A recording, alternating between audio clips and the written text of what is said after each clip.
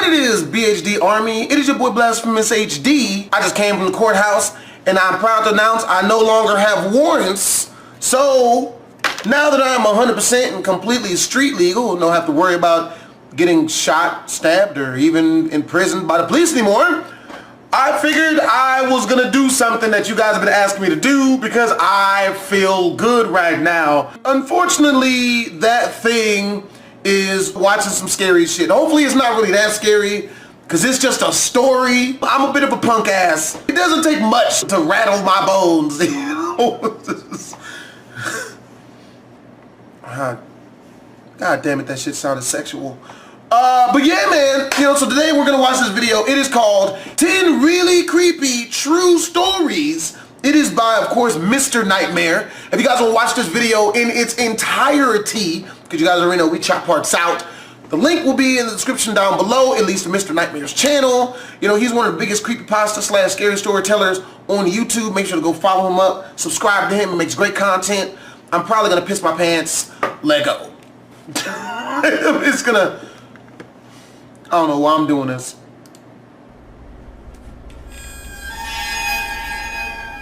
Look, I'm not gonna be fucking with this if you're gonna be having like good quality sound effects in this, because it equals me shitting myself on camera. Can't you low quality it up? I don't wanna go to the bathroom. Oh, also, make sure to follow me on Instagram. I post a lot of extra content on there. And this is a 20-minute video. You already know I got that bullshit on my channel. You know, it's gonna be 2 parts. So just to warn y'all. I moved to my dad's when I was 10 and I didn't know anyone in the area except for the family my dad was friends with, a single mom with 3 kids. Luckily there was a girl a couple of years older than me. She was 12 at the time I met her. That's fucked up, dude. Right before it said that, I was about to be like, was she bad though? And it's like, okay, she's 12. Okay, that...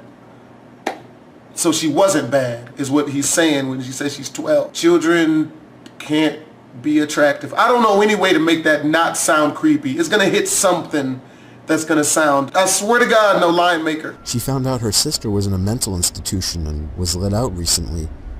No. The night Rob is hanging out with my friend, they get a knock on the door. My friend thought it was just their mom, since she knocks a certain way when coming in. Okay. And he answered it without thinking. Oh, shit. Rob wasn't supposed to be there and he took off through the window to his house down the road.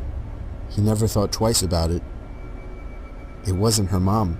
It was the sister of the lady her mom was helping, and she figured out through talking to her sister where her family lived and her mom's working schedule. She came in. This is where I don't know the details, and I'm glad I don't. My friend's younger brother got away to the neighbor's house to call the police.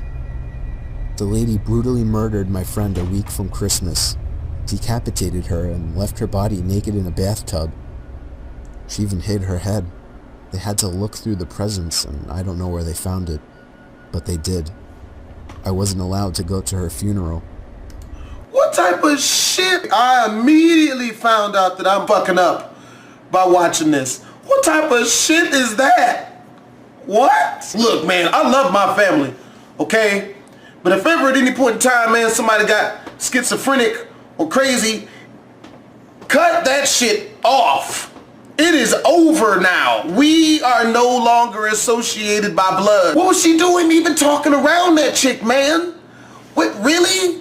And you mean to tell me nobody knew that she was a murderer? No one knew just to run when she opened the door. Like when you open the door, you know, okay, this is the crazy lady. You lied to the bitch. Oh, hey, look, we're gonna hang out. I'll be right back. I'm gonna go take a shit. I had hot Cheetos. I'm on fire on the inside. I'll be right back. You know what I mean? Like, then you run and you hop out the 2-story window. You don't mess with crazy people, man. They crazy. And that's real. Okay, look, bro. Again, man, you got the images in the background. This loud-ass, scary sound effects. I'm gonna have to ask you to not. I'm not built for this. It happened to my wife's grandmother about 15 years ago while we were still dating. Her husband had just passed away about a year previously, but she'd been going down to the library and volunteering. And on this particular night, she turned down a ride from another volunteer because she needed to stay in shape. I would like to chime in. That is not a good reason to turn down any ride. You walking at dark, it's snowing outside, it's the winter, it's cold, and you gonna have the nerve to fucking want to stay in shape? Really? Really? She notices someone behind her. Nope. He's walking the same direction and gaining on her. Nope. Which in itself isn't all that particular. That's why you packs the motherfucking heat. Motherfuckers be out here thinking that, oh man, you know, it's polite to allow motherfuckers the privilege to fuck you up if need be. I keeps the nunchucks and or a pistol on me at all times. I don't, because I don't have a permit. Once I do get a permit and a concealed carry license, nigga, I'ma have that shit on me at all times. Damn that. And if somebody disrespects, you know, there's no T in that after the Birdman shit, respect. You follow me somewhere and there's no one else outside, I'm just gonna open fire. I don't give a fuck. Like you a Girl Scout selling cookies out this bitch. It's ominous. You getting shot. And that's real. But in this case, he seems vaguely sinister. They keep walking. Pretty soon he's right behind her. Then he falls into pace, just staying behind her. Nope. Now she knows something's up. Nope. But she's almost home. She can see the top of her driveway coming up. Nope. And she leaves her lights on so it'll look like someone's home when she's walking in. Nope. She just needs to make it another 150 yards. Nope. Then 100. What this bitch needs to do is pull out the strap and let go just right into that person's direction. Just the whole clip. Let the whole clip ride on his ass. Had that shit sounded like that nigga that does the sound effects for the Panda song.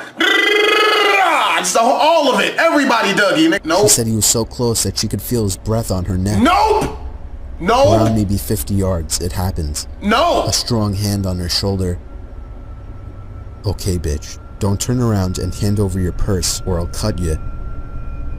She stops for a second, then takes one big step forward, turns, and shoots the guy in the neck with the... My nigga! My nigga! That's exactly that nigga. I fucks with this woman.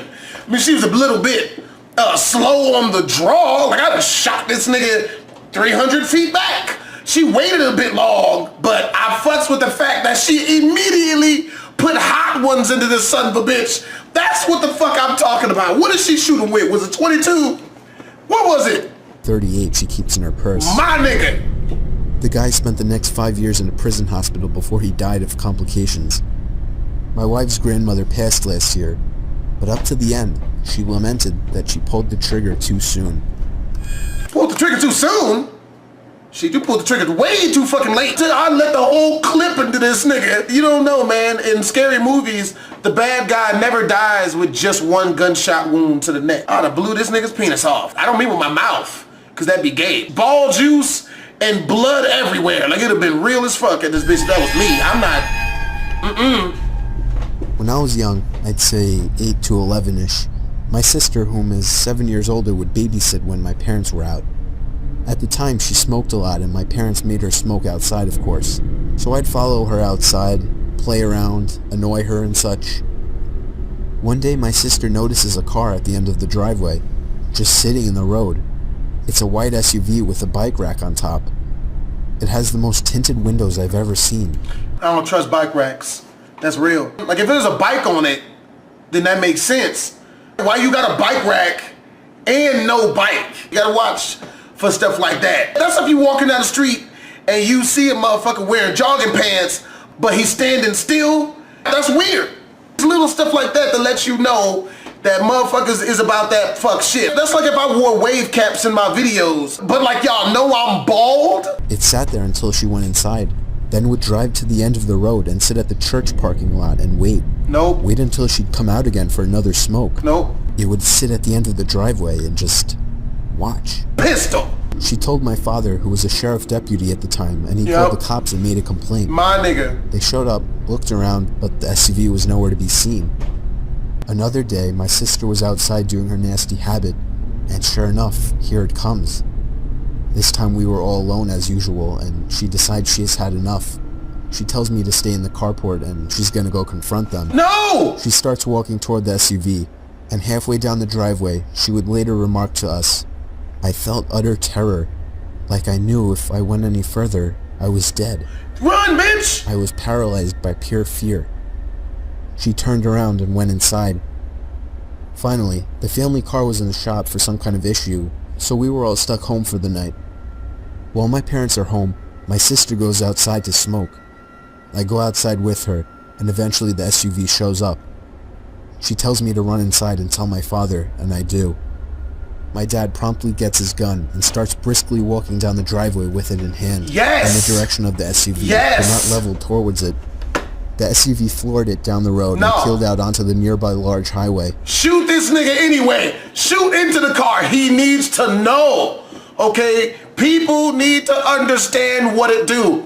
And in this case, what it do is goddamn time in an infirmary, motherfucker. You niggas need to get shot at to understand what it really is. What are he still coming back for? What the fuck? You gonna wait 9 months and come, like, what type of thirst is this? My dad, being a cop, noted the year and model and distinguishing features. Yes! The scariest thing, the license plate had been covered in duct tape. We never saw it again. Ooh, damn. Well, that shit could have ended badly. I'm glad it did not. I'm paranoid as fuck, man. I don't trust people. I've had a couple situations where I tried to fight people just because they got too close and I ain't know them. It's bad. I don't trust shit, man. I don't trust shit. You too close, man. You're too close. You my bubble. You in that shit. You gotta get shot now. I really fucks with that lady who pulled her 38 out and shot that nigga in the neck. That's the fuck I'm talking about. Bitch, pa! And just gave that nigga the wet work. I bet he'll shut the fuck up next time because he's dead. Oh, that's dark. Well, hope you guys enjoyed the video. If you guys did enjoy it, again, it is by Mr. Nightmare. This video is called 10 Really Creepy True Stories. I fucks with it. If you guys want to go watch more of Mr. Nightmare's content, the link to this original video is in the description down below, which leads to his channel as well. Make sure to subscribe to him and watch all of his other scary stories. They're fucking awesome, dude. He does really good work on his shit. Like, there's a lot of sound effects and shit. I don't appreciate it because it makes me scared, but some people do. It's high quality things. But yeah, man, if you guys want to follow me on Instagram, make sure to do so. The link's in the description down below. There's extra content on there. Also, when I reach 100K, you know, I'm going to be giving away PS4s. This is your boy BlastphamousHD and Twism.